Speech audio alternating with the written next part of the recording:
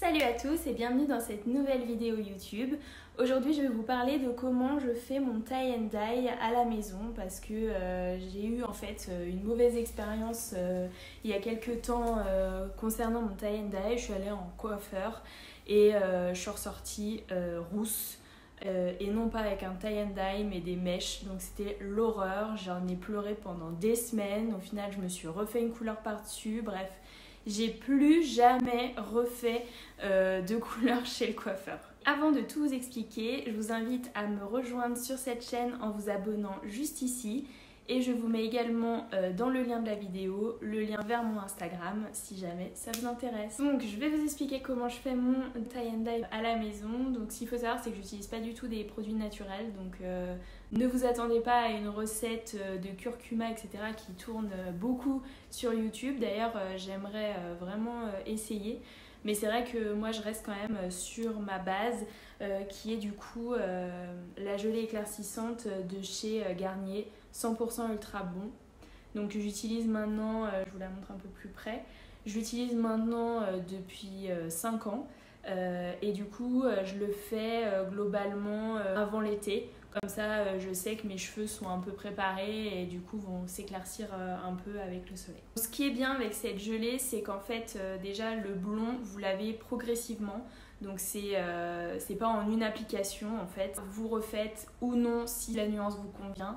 Bref, vous faites vraiment selon vos envies. C'est pas une coloration. Vous vous retrouvez pas du jour au lendemain blond en bas. De toute façon, c'est pas blond, c'est un éclaircissement. Donc en fait, vous partez en fait de votre couleur naturelle. Donc moi, châtain plutôt moyen, on va dire. Ça éclaircit. Donc vous voyez bien que moi, je suis pas blonde. Je suis plutôt caramel. Mais c'est parce que mes cheveux à la base ne sont pas pour atteindre le blond blanc. L'idée en fait de cette gelée éclaircissante, c'est un effet soleil naturel. Donc ensuite vous allez pouvoir encore prendre un peu plus le soleil. Donc ça, faites attention, faites pas non plus trop d'un coup parce que en sachant que là les beaux jours arrivent, vous risquez du coup d'être un peu trop blonde. Donc essayez d'un peu de jauger la couleur vers laquelle vous souhaitez vous tourner. De mon côté, j'utilise cette gelée pour le tie and dye, mais elle a aussi plusieurs actions. Elle peut aussi faire un effet méché si vous préférez. Vous pouvez carrément sélectionner vos mèches et le faire. Et un effet soleil sur l'ensemble de vos cheveux. Donc c'est possible aussi hein, si vous voulez éclaircir l'intégralité de votre chevelure. C'est faisable aussi avec cette gelée. Donc le pot il est environ à entre 10 et 13 €. Je me souviens plus exactement, mais en tout cas je vous le mettrai en barre d'infos. Moi ça me suffit amplement pour une année. Donc une année, c'est-à-dire que moi j'utilise entre avril et juin. Il y en a suffisamment pour moi pour me faire mon tie and dye. Donc une gelée qui est relativement peu coûteuse et qui finalement vous fait un tie and dye pour votre été. Donc comment je l'applique? Donc je vais faire avec vous maintenant. Ce qu'il faut savoir c'est que dans l'idéal il faut que vos cheveux soient propres. Donc je vous conseille de le faire une fois que vous vous êtes lavé les cheveux, vous vous installez et vous appliquez ça tranquillement. Donc pour moi la première étape c'est d'abord d'enlever toutes mes bagues parce que j'ai pas envie de les abîmer avec le produit parce qu'il y a quand même acide d'hydrogène dedans. Donc vaut mieux éviter. Et si vous pouvez porter des gants, moi j'en ai pas mais si vous pouvez c'est mieux. Ensuite vous brossez les cheveux. C'est très important pour que la gelée adhère bien. Hop. Ensuite, moi, ce que je fais, c'est que je tire ma raie tout du long pour séparer mes cheveux en deux, comme ceci.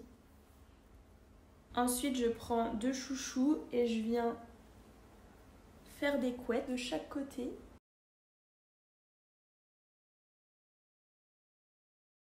L'idée c'est quand même que vous ayez les couettes du même niveau pour avoir ensuite une homogénéité au niveau de votre tie and dye. Moi ce que j'aime c'est que les tie and dye soient assez hauts, mais si par exemple vous voulez faire que le bout, vous faites des petites queues juste ici, parce que comme ça vous permet de délimiter en fait la posée de la gelée. La seconde étape, c'est très simple, hein.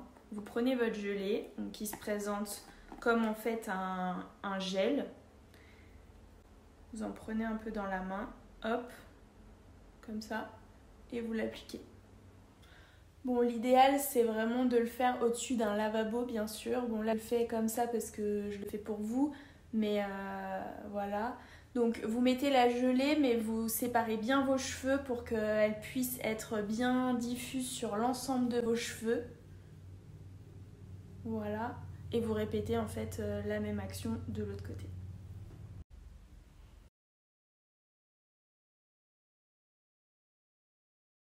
Et voilà. Il vous reste plus qu'à attendre que ça sèche en fait. Donc en général ça met à peu près 1 à 2 heures. Donc moi ce que je fais c'est que à 1 heure de séchage, en fait j'enlève les élastiques et je brosse les cheveux pour pas qu'elles restent en fait collées entre elles, pour que ça puisse vraiment sécher de façon homogène. Une fois que c'est sec, moi ce que je vous conseille c'est dès que vous relaverez les cheveux, vous faites un masque. Donc moi en ce moment j'utilise un masque que j'avais il y a super longtemps dans My Little Box, qui est un masque à l'avocat naturel. Mais du coup vous prenez celui dont vous avez l'habitude de faire. Ce qui est bien c'est d'en faire un tout de suite après, comme ça ça commence pas à sécher au niveau des pointes. Et ce qui est bien aussi c'est de garder le rythme et de faire un soin au moins 1 fois par semaine vos cheveux. Aussi moi ce que j'aime appliquer c'est cette huile de roucou, juste géniale, de chez Davines. En fait, donc une fois que vous êtes lavé les cheveux, vous les essorez et ensuite vous en appliquez 10 à 15 sprays. Comme ça, déjà ça sent super bon, c'est naturel et ça apporte de la brillance, ça hydrate et c'est génial pour les cheveux. Donc je vous conseille vraiment ce produit pour l'après, parce que c'est vrai que le tie and dye c'est bien, mais il faut quand même ensuite l'entretenir, donc avec des masques et de l'huile, c'est assez important. Donc je reviens dans 2 heures et je vous montre le résultat. Donc voilà, ça y est, j'ai laissé sécher comme vous pouvez le voir. Donc c'est pas non plus beaucoup plus clair qu'avant, mais en tout cas ça fait un petit peu plus de nuances, donc je suis contente. Donc avec les couettes vous arrivez quand même à délimiter la hauteur de votre tie and dye, mais le rendu est quand même flou. Vous n'avez pas la démarcation vraiment visible. Donc c'est ce que j'aime aussi avec cette gelée, c'est que vous n'êtes pas obligé d'être super fort en coloration pour avoir un rendu au final super satisfaisant pour ma part. Donc voilà, donc si vous êtes intéressé, n'hésitez pas à acheter cette gelée parce que moi je suis vraiment contente du résultat. Voilà pour cette vidéo, j'espère qu'elle vous a plu et qu'elle vous a donné des idées de coiffure pour cet été. Et je vous dis à très vite!